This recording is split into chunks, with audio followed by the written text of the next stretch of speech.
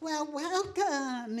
I am delighted to see all of you here this morning. I'm Bern Malnick, and I have the privilege of serving as the university's Chief Wellness Officer and Dean of the College of Nursing.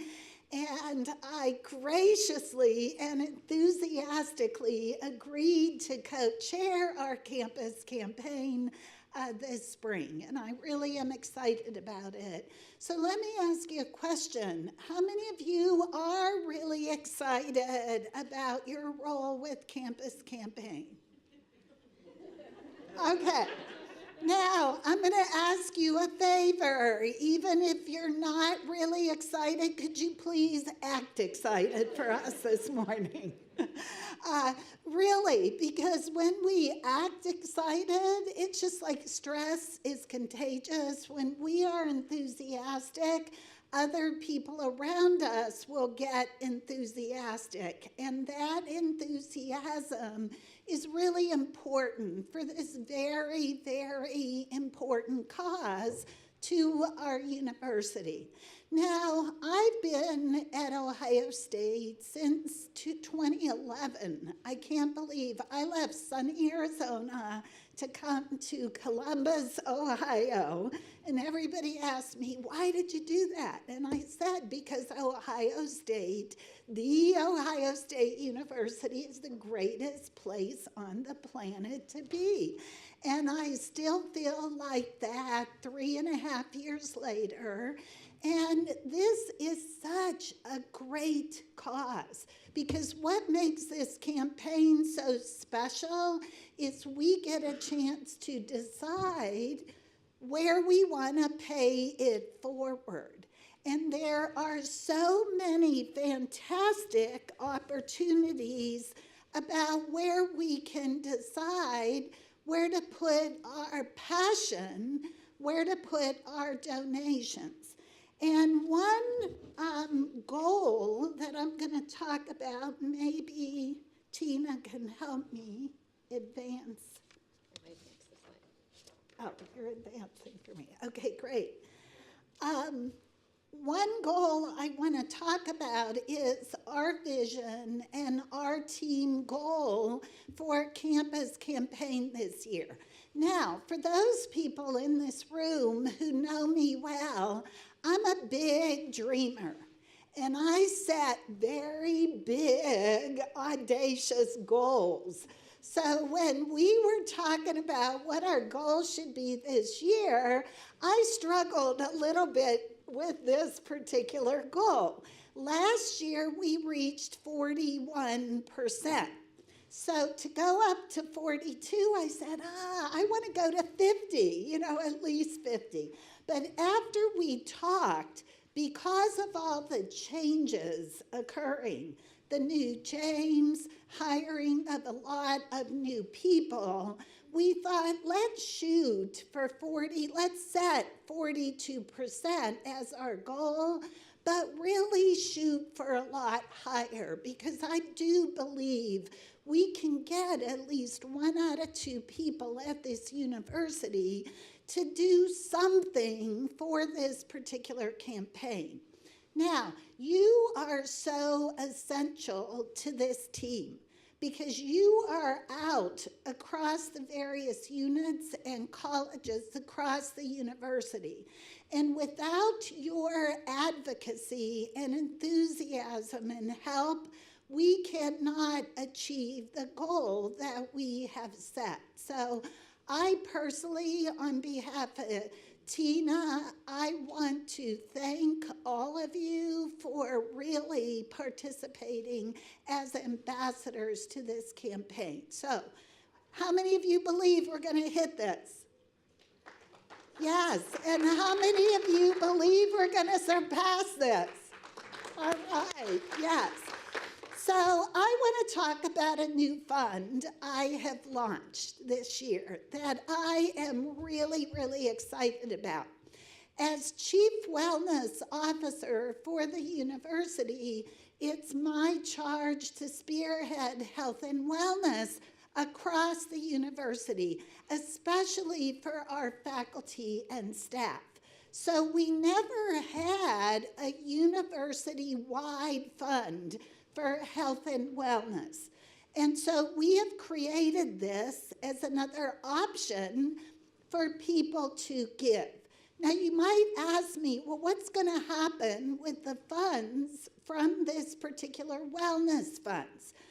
I don't know if you're aware, but now we have 400 faculty, staff, wellness innovators across this entire university and the medical center. So those 400 folks work with my team on promoting health and wellness across campus.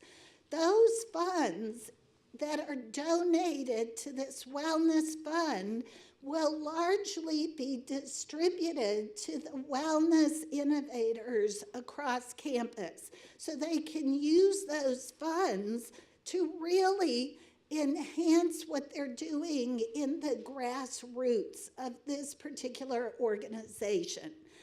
1 out of 2 people have a chronic condition. 1 out of 4 people have multiple chronic conditions, the majority of which can be prevented. Now, if all of us would engage just in these 4 healthy lifestyle evidence-based behaviors, we could really do a lot of preventing chronic conditions amongst our faculty and staff. Now, what do you think those 4 healthy behaviors are? Anybody?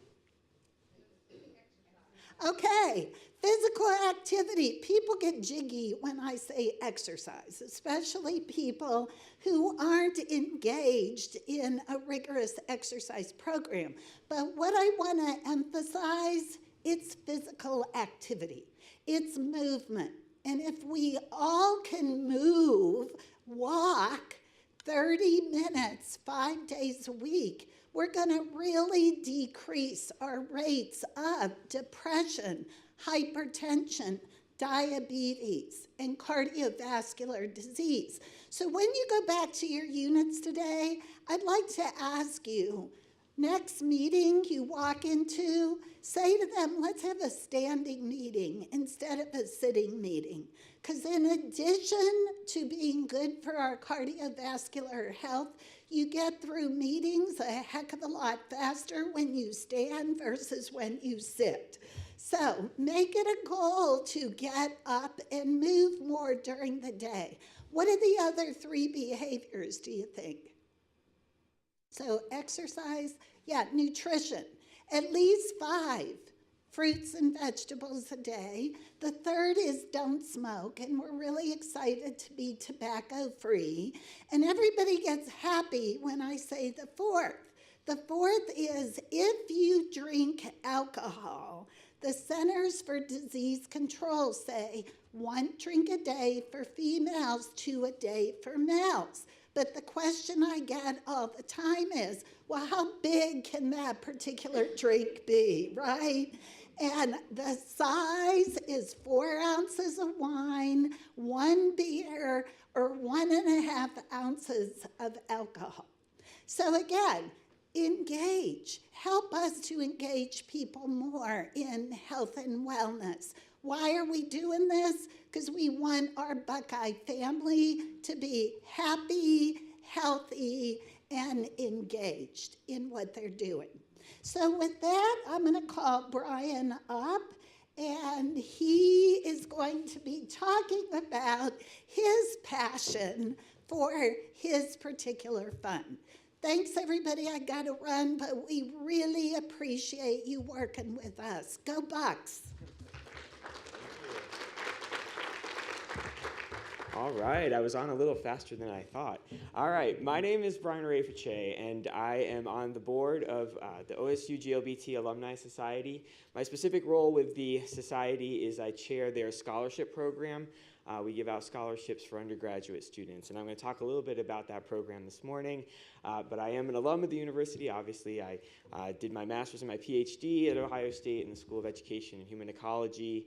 And I actually am a Connecticut native, so this probably was the best football year for me ever. Sorry if there's any Seattle Seahawks fans in here, but I was pretty sure you'd all be Ohio State fans at least, so I was at least halfway there.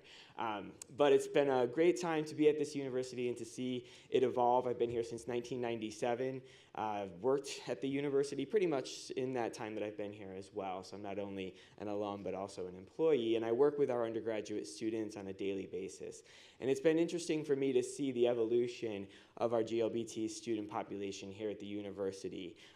Back when I started in 97, when we had a lot of students who just weren't aware of the issues, were struggling with their own sexual orientation, to now seeing students coming into this university who have been out for years, who are coming from gay-straight alliances in their high schools, and have really sort of learned a lot about things that I may look young, but I'm going to be 40 in 2 months. And so when I was in high school, it was one of those things that I could never imagine culturally having the experience that a lot of our students have had.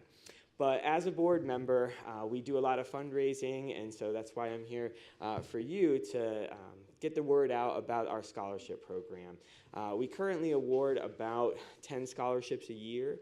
It's about $15,000, $16,000 to students, but our demand is much higher. We probably award 1 out of every 10 applicants that we get for one of our scholarships.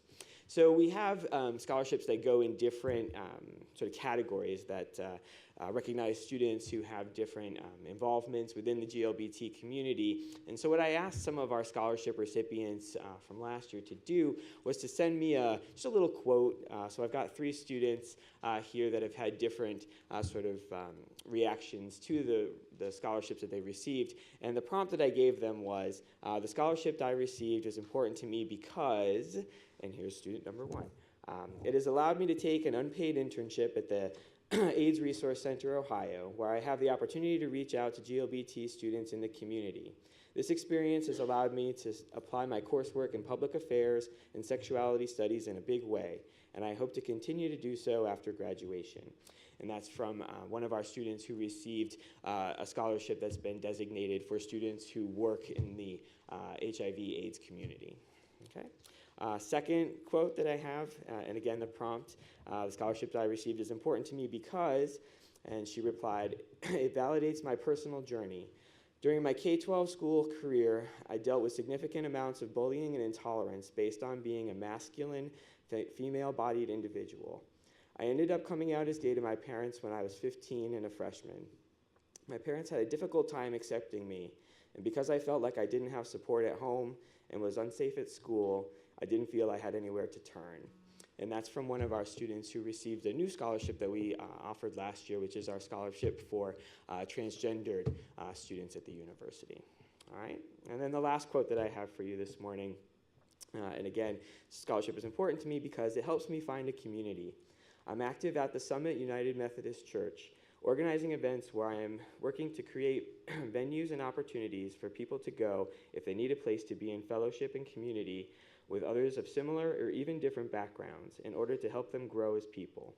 I hope to provide more options for LGBT youth living out their lives and showcase to them that a successful and meaningful life can be had. And that's from one of our students who receives a scholarship that's designated for students with financial need. Some of our scholarships have a need component based to them. So it's just a couple examples of some of the students that we work with. But again, we have a lot of need for students to receive scholarships in these areas. I gave my personal contact information, which maybe can be shared outward if you have any personal questions for me afterwards. But I appreciate the opportunity to come here this morning and talk to you for 2 to 3 minutes about our program and the work that you do on behalf of the university. So again, thank you for your time this morning, and go Bucks.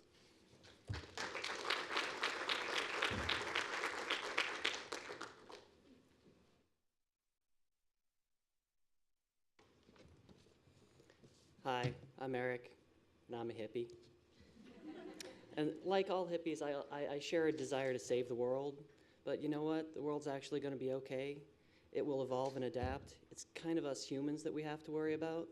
And I think that the best way to change our behavior in order to save ourselves is through the modification of our global energy infrastructure.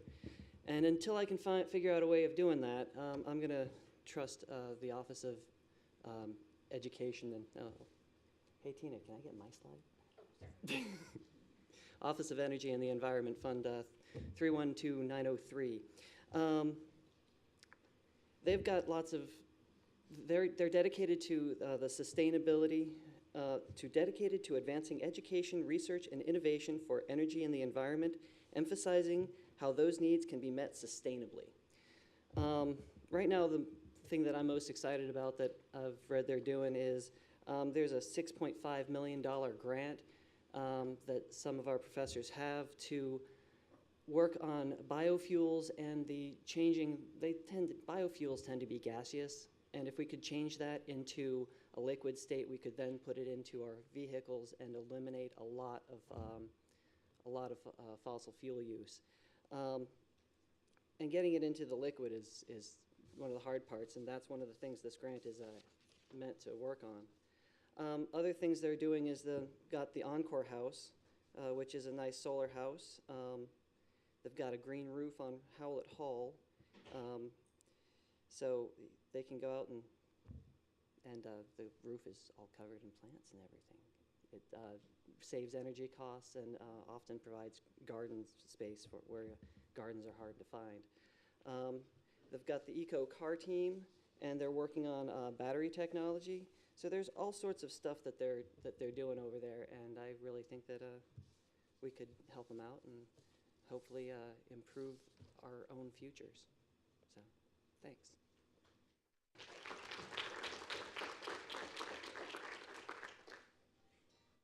Okay, I think I'm on.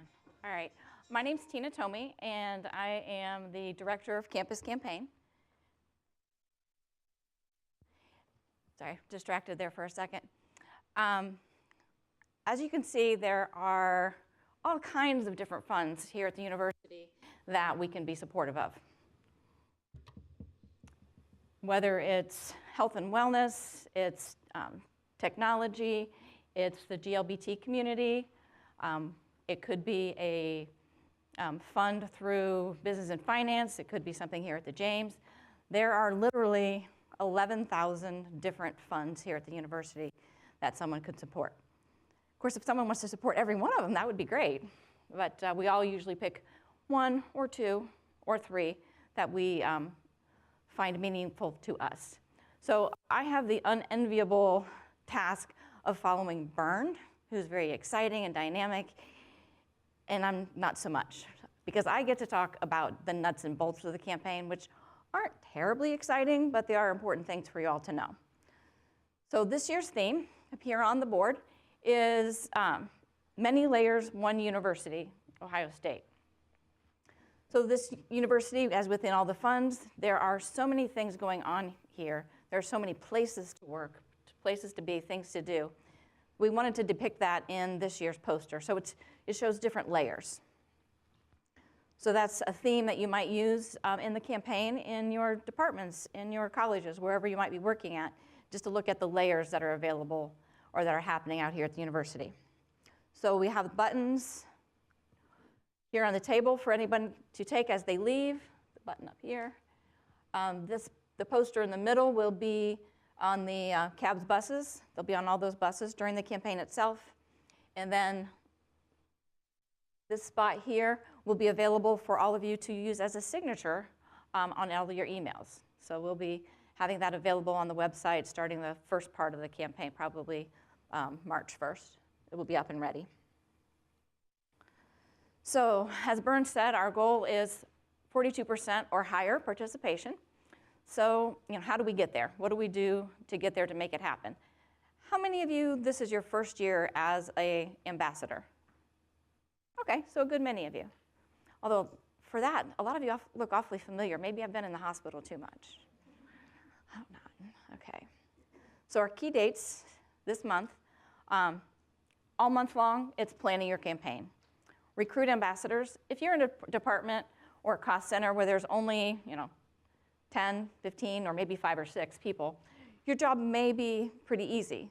If there's more than that, you're going to want to recruit a few friends to help you out with the campaign.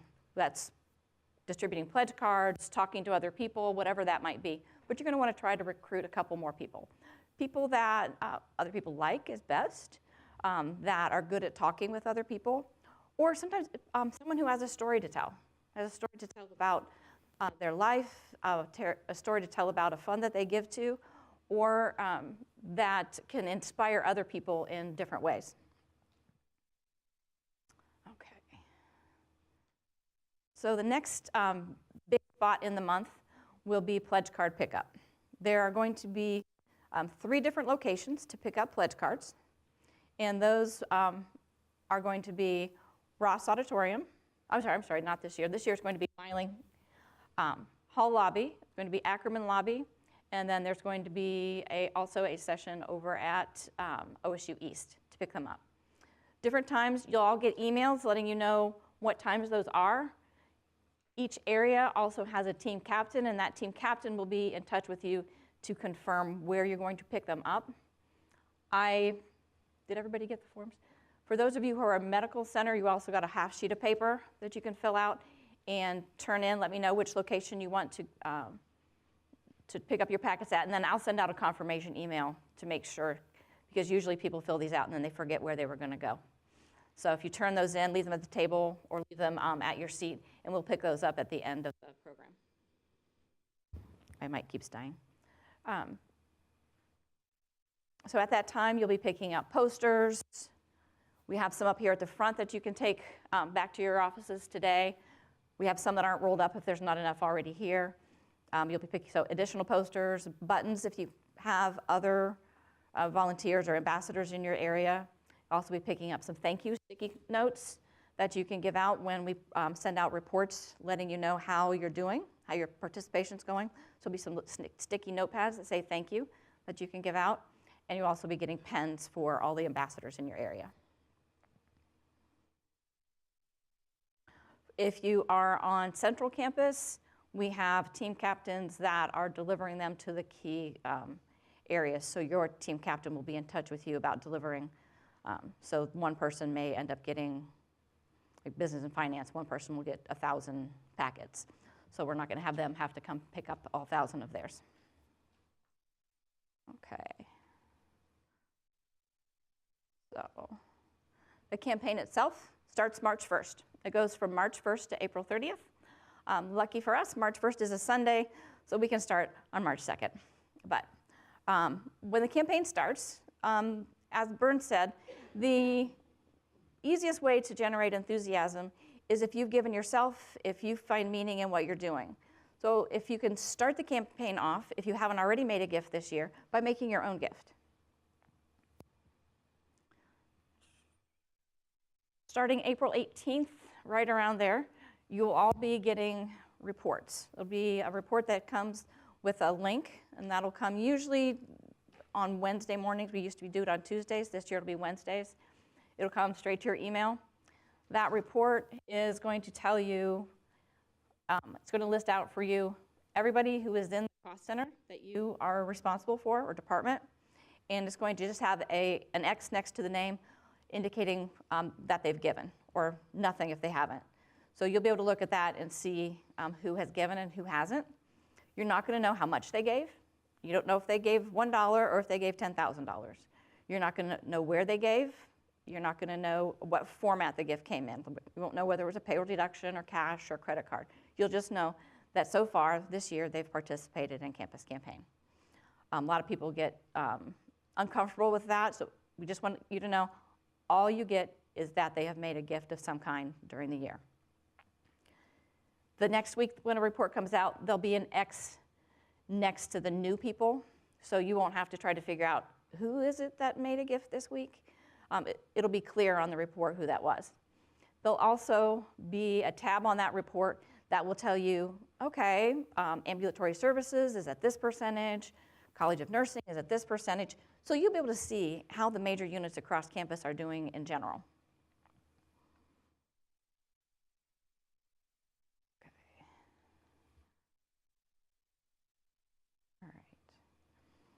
So on April 2nd, we'll send leadership the report as well. That way they have an idea of what's going on.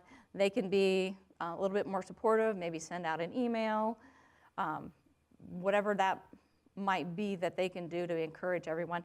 It could be, at that point, they could go ahead and send a thank you out to those who've already participated. Or sometimes they wait till the end of the campaign, but this would be a great opportunity, smack dab in the middle of the campaign, for them to give a little push. April 24th, recognition award nominations are due. So that used to be April 30th. We needed to move it up a little bit because the date of our celebration event in May moved up a little bit. So at that point, on April 24th, there'll be forms available online. You can go in and nominate someone for recognition for their activities during the campaign. So was there a volunteer or an ambassador in your area that's done a really great job? If you did a really great job and you don't know if anybody will nominate you, you can suggest that someone nominate you. Because many times there are 500 to 600 ambassadors. We don't know everything that you're doing, so it's hard for us to sometimes to know who to nominate for recognition. There's different levels of recognition. So get those in by April 24th. We'll review those and we'll give out those recognitions at the celebration event in May. April 30th is the deadline for the campaign, and that's the date that we need all gift packets to be turned in. And that's either turned in physically, or if someone has gone in online, all the gifts need to be into our gift processing area by April 30th so we can calculate participation percentage. All right, and then May 13th, we get together for a celebration breakfast with the president, where we'll announce the final participation, give out the recognition, and generally have a good time. We usually have a nice breakfast, and there's usually about 225, 240 of you are able to join us for that event. So it's usually a really nice event. So speaking of events, how many of you are in units that have had events in the past? So just a couple. Oh, a few. More hands are going up. So we do encourage events. I have some exciting things in a minute to tell you about events. Try to, if you're going to have one, make it fun, encouraging. Talk about interests and passion. We try, whenever possible, to encourage events to be cash-free. When we say that, we mean that people shouldn't be coming in and, like, say, buying pizza, because and thinking that that's a gift. That's not a gift. Someone has bought pizza when they do that. So we encourage that if there's going to be an event, maybe be an opportunity for someone to turn in their gift form, to turn in their envelope with a form and with their designation in there with their gift inside. If you would have an event or something where you gather money together, where everybody pitches in, does something, that money would need to be turned in as a lump sum, and individuals would not get gift credit for that. It's just policy with our gift processing area that, because we've had areas in the past who have had like jars out in front on a desk and collected money and then turned $50 worth of quarters and pennies in and said, oh, please divide this up between the 20 people in our department. Say, well, we can't do that. That's not a gift. That might be a gift from the whole department, but we can't give individual gift credit for something like that. This will be the exciting part, this next slide, for people who were around last year and were disappointed. Last year, we were told by payroll services, by the tax office, that we couldn't have things to do a raffle or a drawing unless people were willing to pay taxes on the items. We got clarification this year, and they approved what's on this slide. So, items donated by staff from entities outside of OSU are not taxable for the employee. Yay, we can actually go out and ask people to give us stuff that we can give out at a drawing. It's strongly encouraged that the offices themselves not purchase anything, that we do get those as external donations. Anybody who does get something from university funds should be aware that items may be taxable. They wouldn't go into detail. In general, anything that we're going to get from an outside entity is not going to be. Gift cards, if the university purchases them, are taxable. So if your department would say, hey, you have $50 to run the campaign and you choose to spend $25 on that on a gift card, whoever gets that does have to pay taxes on it. Okay. Everybody feel better about that than last year? A little more exciting than saying, no, you have to pay taxes on everything. I was excited about it. All right, I'm not going to go through these a whole lot since we are running shorter on time, but last year we sent out a survey at the end of the campaign asking our ambassadors what they thought would be helpful to hear about in the next orientation. And one of the things that a lot of people mentioned was they'd like to know how other people did events or do things. A lot of the examples I have are units that are able, because of the way they're situated, to have bigger events. So I'm just going to show you a couple of them that happen. So every year, University Libraries has a cake auction, and these are some of the wonderful cakes that they have at that auction. And Megan here won or sold a cake last year. It looked really good. So they go and they have probably 15 different cakes or more, and they literally have an auction where an auctioneer comes in and does that spiel that they do. I can't do it, so I won't even try. So they auction off the cakes, and they have decided what the money from that auction is going to go towards, and everybody who goes into it knows what it's going to support. So they do this every year. They get, it's gotten bigger every year. They get people from all over campus. It originally started out just as library employees, and now it's, like I said, Megan's here at the medical center, so we have people from all over that participate in that. They also do walking tacos. They get donations of food from that and do walking tacos going around the library with food, and people give donations, and sometimes they just offer the food up. So it's great. OSU East, ambassadors go to an orientation. They hear donor stories similar to this, pass out buttons and pens. A big thing for OSU East is, as with any of the hospitals, is communication with the ambassadors. So it's sending out emails, it's putting things in newsletters, it's putting flyers up, whatever that might be. Okay. The Ohio Union did what they call their signature event, which was Student Life last year. One of the issues that they have with Student Life, and similar to the medical center, is that their staff are all over campus. They're in the residence halls, they're at regional campuses, they are in RPAC, they are all over campus. So they have a similar issue with shift work. So what they did is that some of their leadership made time available in the Ohio Union in Woody's Tavern, said, okay, from 11 to 3, you can take your lunch hour, extend it a little bit, and go over to Woody's and participate. So Woody's had games available for them to play. They were just able to hang out, and leadership was really supportive of it. So they had food and that they got donated, and they collected a lot of pledge cards at that event. Okay. And as it says, their budget was 0. Everything was donated. College of Engineering, they've already met this year. They already have their pancake breakfast planned. Their dean is very supportive and gives them a budget to do something. There are a lot of areas that don't, that say, do what you can. We support you, but we don't have budget money for you. But people are really creative in doing things. So like I said, they had a pancake breakfast. They're going to do it again this year. The dean is actually putting together some videos that he's going to send out at the start of the campaign. He sends out emails. He's going to wear a funny hat all day.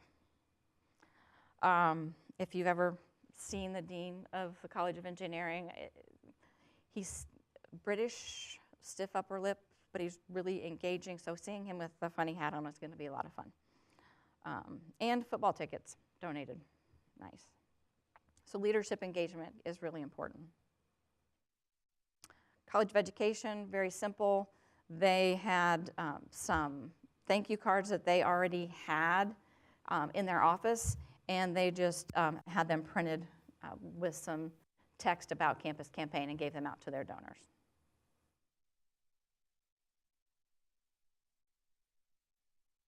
All right, some challenges and delivery of gift packets. So shift work, multiple locations, no office to deliver a packet to. If you're a nurse and you're on a workstation, where is someone going to hand you a packet at? Or there's no meetings. You don't have staff meetings to distribute things at. So looking at creative ways to deliver those packets. Last year, I found out there was a unit that actually everybody works at home. There isn't a physical location unless they're going to put a stamp on the pledge packet and send them out that way. Those folks never come on campus. They work purely from home. So we said, email them. They can go online, make their gift online, just as easily or easier than if they had a pledge packet handed to them. If you are in a unit that has multiple shifts, try to get an ambassador to help you out on each shift. Again, event, no budget, no location. Some folks have done it in break rooms. Can't leave the office or floor. We had a unit here at the medical center who they had a break room and they set up on several different tables just some games and some stations that they could go around and play games that had something to do with the campaign and funds that were interesting. Funds, identify the funds that are part of your unit. Go online and do a search to see what funds are out there that are applicable to what happens in your unit. A lot of folks like to give to where they're working at, specifically in the department. So if you work with kids, you like to give with kids. If you work in diabetes, you might like to give to that. Others are like, heck no, I don't want to give to the office that I work in. I want to give somewhere else. But it's just to give people ideas. There's so much out there. And there will be a list on the Campus Campaign website of the funds that faculty and staff gave to last year, just so you get an idea. We do not have a central listing of all 11,000 funds, but there are, I believe now it's up to 5,000 or 6,000 that are searchable on the website. So one of the things we got, and you all received a handout, or at least you all should have received a handout, when we did the survey at the end of last year, these were the questions that we were told most or a lot of ambassadors were asked. So we thought we'd just go over those and address those specifically to maybe give you a little bit of help on answering those if you would get them. I'm not going to go through them in a lot of detail since you have them right in front of you. But feel free to, if you have any questions, to just raise your hand, and Megan will take a microphone around. All right. How is Campus Campaign different from Bucks for Charity? Bucks for Charity is the community version sort of Campus Campaign. The money through Bucks for Charity goes to community organization. It's United Way, it's Boy Scouts, it's the food bank, it's those kinds of things. Campus Campaign is funds and things that are happening here at OSU. Granted, here at OSU could mean an extension, it could be a scholarship fund out in Auglaize County, but it's things that are associated directly with OSU.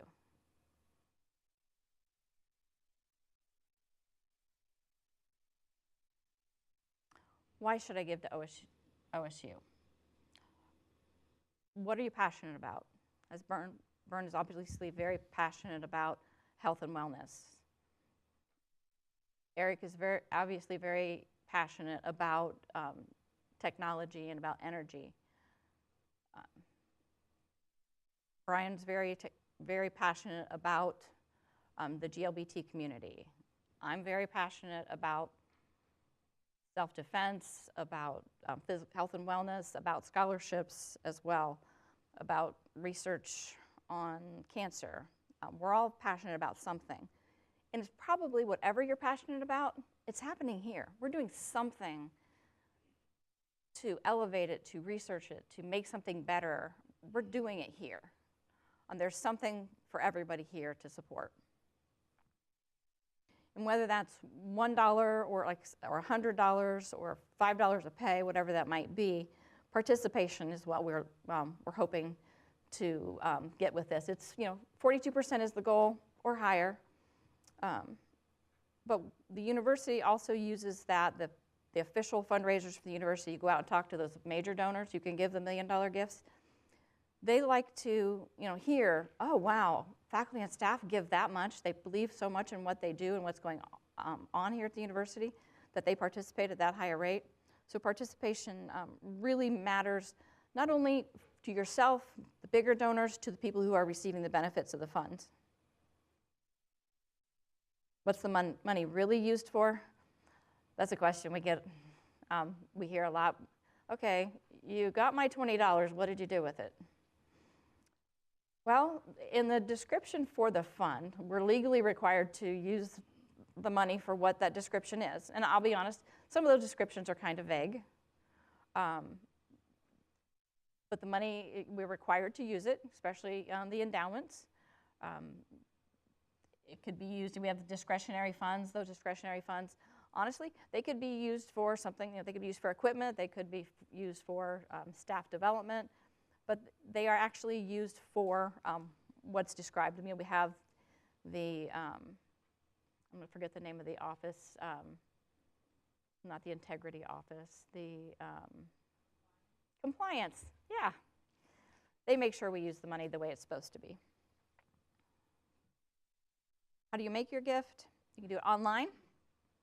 That's should be pretty easy. It's going to show you how much when you go to look at your record, it's going to show how much you gave through credit card or cash last year, and it's also going to show, if you did a payroll deduction, what your current deductions are. So you can make any changes on that. The gift form itself, payroll deduction, credit card, check. Cash, we don't really recommend it. I know that sometimes that's the only thing can happen just because of the way cards are out or how someone's out on a unit. But we recommend that if someone does give cash, that it go back in the original envelope and then goes inside of a campus mail envelope so that when it gets sent in, it's kind of got that double security of nobody looking to see what's in it. And you don't want that dollar bill or whatever it is showing through the paper. So cash, not recommended, but we know it happens.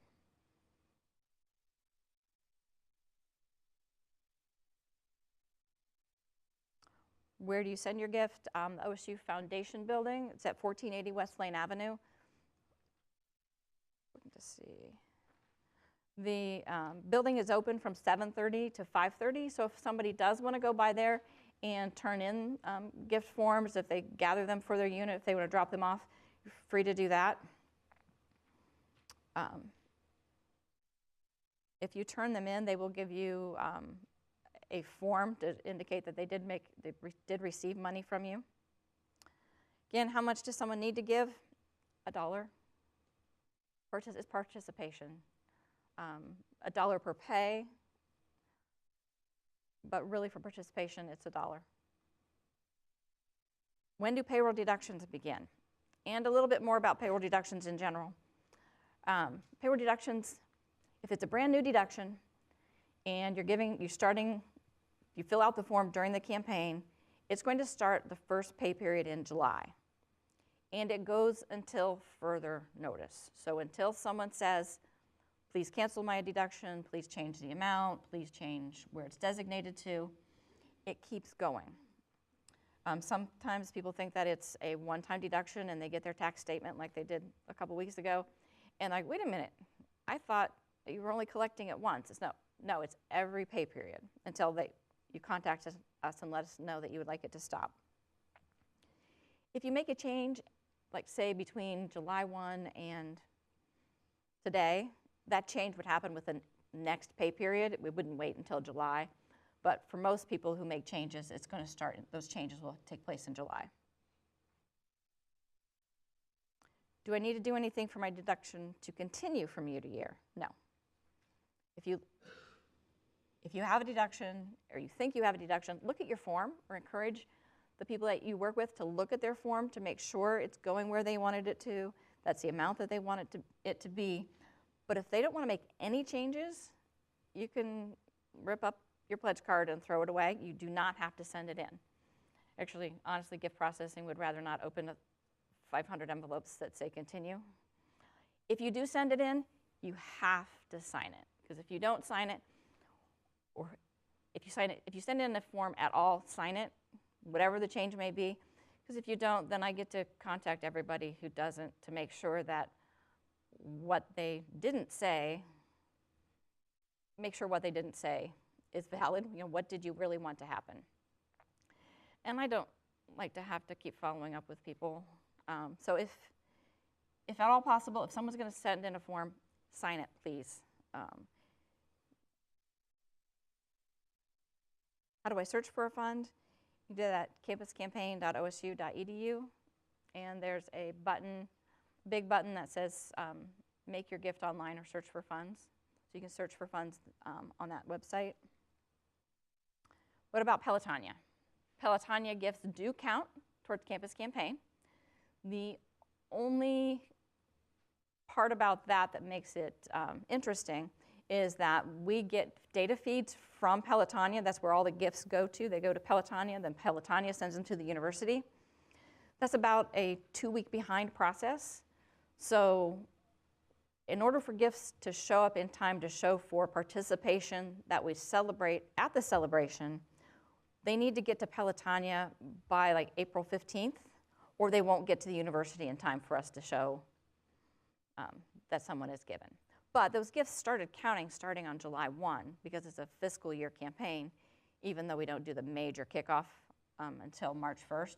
So they started counting back July 1. So July 1 through April 14th, 15th, if anybody's made a gift during that time, they're already counting. And how many of you are OSU grads? Okay, you know you're all a member of the Ohio State University Alumni Association? Everybody know that?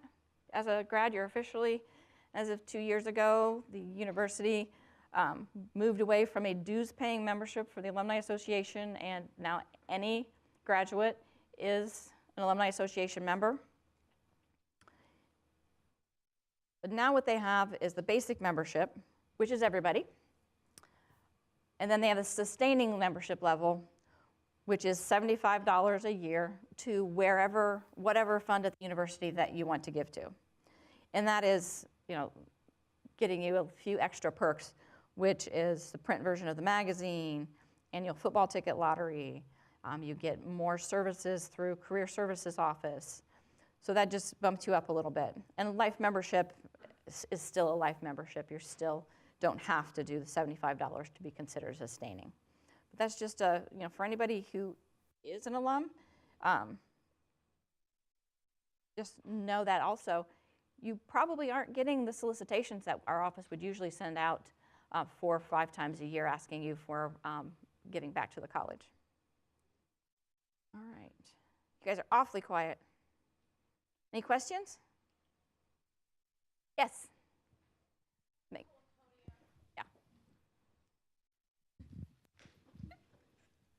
So this question's about Pelotonia. Yeah, on the Pelotonia. So if I give to a rider, do I get credit? And then if I am a rider, do I get to count everything people who supported me? I did the big ride and got $2,000. Does that count for me, or do each person that helped me get there like? The person who actually gave the money is the person who gets credit. So if someone gives to you a ride, they get the participation credit.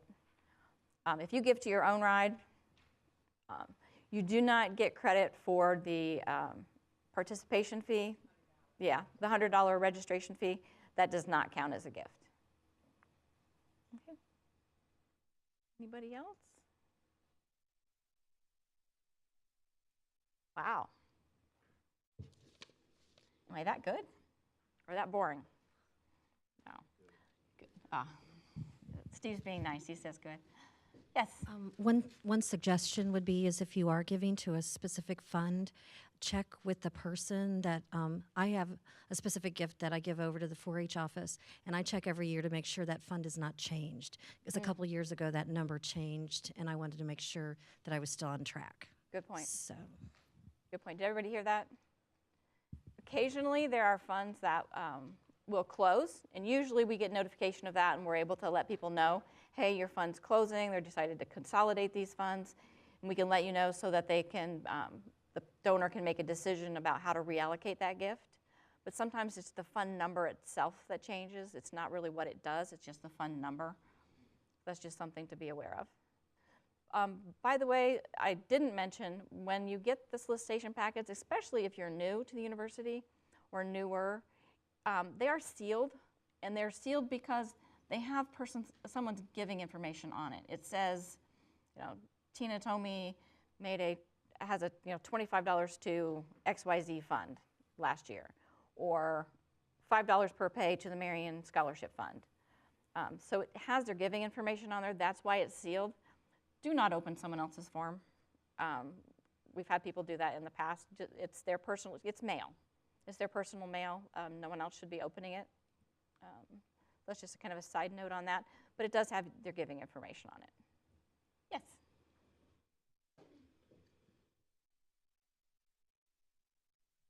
I think I ask this every year, but I'm from Nice-Hunger Center, and we're not at TIU. So a lot of our faculty have no-sal appointments in the Department of Psychology or Psychiatry. So I don't know if there's anybody else here that has a similar situation, but I think just to make sure that it's still the same process.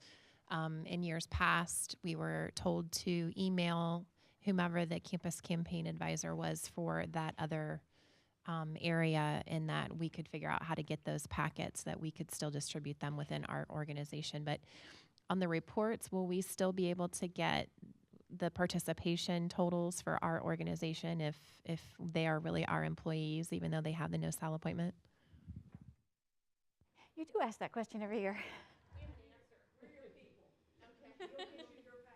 All right. But what about the credit? The participation reports are based solely upon where HR says someone's primary appointment is. If HR says someone's primary appointment is here, even though they sit in this department all day, every day, that's where the report puts them at. So if I know who it is, like your list, I can tell you, or I can add you to the report that other area gets. So you receive both of them and you can compare. Along with the report email that goes out, the same day, usually I'll send out an email that says, you know, the most frequent questions this week have been this, or it's this point in the campaign, remember to do this. So I'll send out emails occasionally. The emails will come from Tina Thome. They won't come from Campus Campaign usually, so if you see my name, that's who I am, not some stranger who you delete their emails without reading it, please. I believe that the report email will be coming from Campus Campaign, though. If you send me an email, please send me as many emails as you like. Please put more in the subject than Campus Campaign. It's Campus Campaign and a cost center number, or Campus Campaign and just a little bit more detail, so that as I'm searching through what's going on, I can keep better track of who I'm hearing from. But definitely be a little bit more elaborate in your subject line, although it doesn't have to be, 100 characters. I really appreciate that. Again, if I try to get back with everybody who emails me within 24 hours. So if you don't hear back from me when you've sent me something within that amount of time, email me again, because I really try to do that as much as possible. I'm the only one who's answering the phones or the emails for the campaign. So, but I do try to get back to everybody as quick as possible. Any other questions?